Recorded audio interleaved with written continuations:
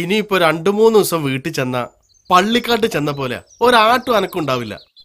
ഭാര്യയും മക്കളും വീട്ടിലില്ലാഞ്ഞാ പിന്നെ അങ്ങോട്ട് പോവാൻ തന്നെ തോന്നൂല. എനിക്കും അങ്ങനെ തന്നെയാ. വീട്ടിൽ പോവാൻ തീരെ താല്പര്യം ഉണ്ടാവാറില്ല. നല്ല ഭാര്യമാരായാലും അങ്ങനെയാ. വീട്ടിൽ തന്നെ ചുറ്റിപ്പറ്റി കൂടാനാ ഇഷ്ടം ഉണ്ടാവുക. നമ്മുടെ ഓഫീസിലെ സുരേഷിന്റെയും ബഷീറിന്റെയും കഥ നേരെ തിരിച്ചാ. അവർക്ക് ഭാര്യമാർ വീട്ടിലില്ലെങ്കിൽ പിന്നെ വലിയ സന്തോഷ. അന്ന് നേരത്തെ വീട്ടിൽ പോകും.